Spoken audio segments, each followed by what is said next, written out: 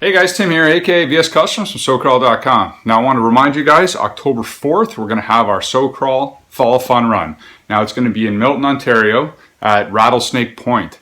It's going to be a run and a swap and just a plain old school get together. I say old school, but I mean everybody's been doing it, just not me this year. I need to get out, so I will be at this event. I'm so pumped. I'm going to be getting the JK ready. And I figured I'd tell you guys a little bit about it. I mean, I haven't talked about it much in any of my videos. It was mainly talking about the drifter and explaining what's going on with that. But now I'm going to be pulling it apart, and getting it ready, and I'm pretty stoked about it. So here she sits. Now, I have been asked exactly what has gone into this. It's a little bit messy on the wiring. I had to rip apart some of the wiring to change out and put this high-tech servo in there for my winch controller because the HayOK one was messing up. I'm planning on rewiring this rig over the winter and just cleaning everything up. As you can see, most of it I run in loom. This is actually hard stuff. I got it from O2 sensors off cars. It actually works out really good. Can take a beating. It doesn't rub through really easy. It's actually really nice. Now, as far as my rig goes, I'm running a custom frame. I mean, when guys talk about building ranchos and stuff, you're basically taking a honcho and putting Wraith on it, but this is a frame with a Wraith chassis plate. I'm running all Wraith links, of course Vanquish, and that's it. I mean, it's exactly the same as Wraith length, and it just worked. It's hard to explain. I seen a buddy of mine, D guy, he made his frame, and I asked him if he could make me up one, and this is what he came up with. Now for a bit of rigidity, I'm running aluminum bracing front and rear, and of course that's SCX with front and rear, so it actually works out amazing. Everything's bolts on, no problems. I'm running the aluminum shock hoops. When you're getting up to a Wraith this big and heavy, you want to be able to take a bit of a beating and I guess hold up. You don't want it to fall apart and break down and snap off one of those little plastic ones as you go. Now, as far as the axles go, of course, as I said, Vanquish, but I'm also running the GripFab ARB style lockers in there. These things are beautiful. Covered in grease right now. I just popped the cover off just to show you. And they're mated up with a set of hot racing helical cut gears. Again, I've had no issues with those. Some people say they're cheap.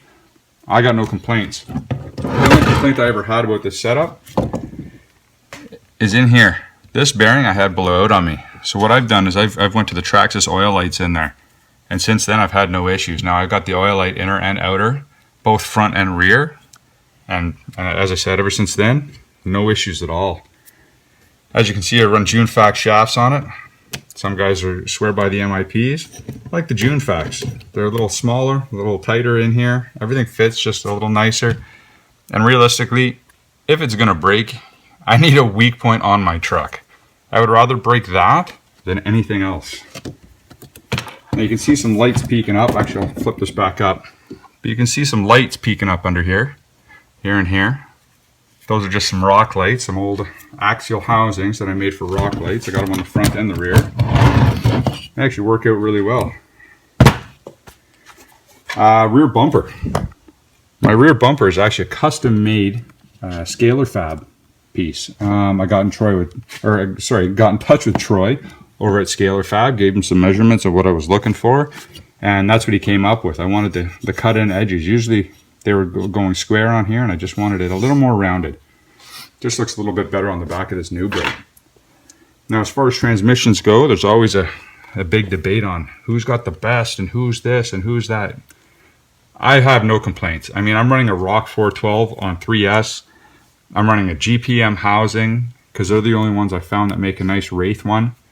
I got the Robinson Racing the Robinson Racing main shaft in there. I've got 2 steel idler gears and a steel spur gear, I think from Hot Racing. But I'm also running the absolute steel Robinson Racing pinion. So it's steel throughout. There's no plastic in this drivetrain whatsoever. Now as far as suspension goes, I'm running a set of Gmade XDs, 103s. And I thoroughly enjoy these. I mean, they can take a jump, they can take a beating. They're soft. They're just a nice shock. Do they look scale? Not really. Do they work? Yeah, they work. I'm also running a chassis mounted servo. Now this is a CYS 9130. It's similar to the OMG servos, all aluminum housed, titanium geared, and brushless. I think it's pushing about 420 420 ounces or 450 ounces, something like that. Now, as you can see, obviously I've talked about this before, my TZI winch. It's all tucked up front. Works great.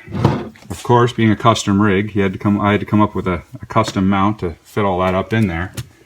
And as you can see, it comes pretty close to touching that winch, but not quite. So, some guys also have issues mounting the bodies. Mounting the bodies of these NewBrights, with making them look proper, is a good feat. What I did is I put little tabs right here at the rear and right here at the front of the shock hoops. And underneath my body, when you order up the aluminum shock hoops, some of them come with aluminum pegs. So I just epoxied the aluminum pegs right in these original holes right in the body.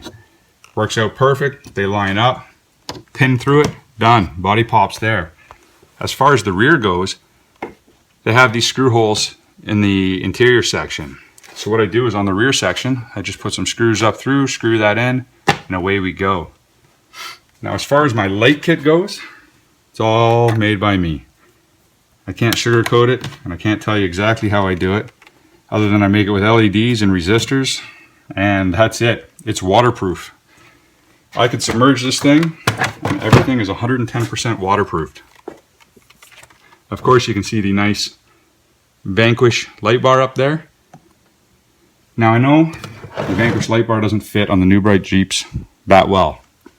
The way I got it to do, or the way I got it to go, is I had to ground down the little tab that sits, so I can get this to focus in here. Little tab right in here. I ground that off the actual light itself, and then I just shimmed out the backside here. Then get a nice, clean scale look to it. No issues. So that's it. I'm gonna get to work on this, get it all ready for October 4th, and lighten up. There we go. And go from there. Hope to see you guys out there. This thing isn't shining too bright. I don't understand what's going on with the sunlight on it, but it doesn't want to make me look bright. There we go. And so yeah, we'll see you October 4th. Like, subscribe, and share. And as you can always do, check me out on Instagram under VS_Customs. And you can see my builds, you can see upcoming events, you can see, I don't know, whatever I post up. I'm always posting on there. All right, cheers.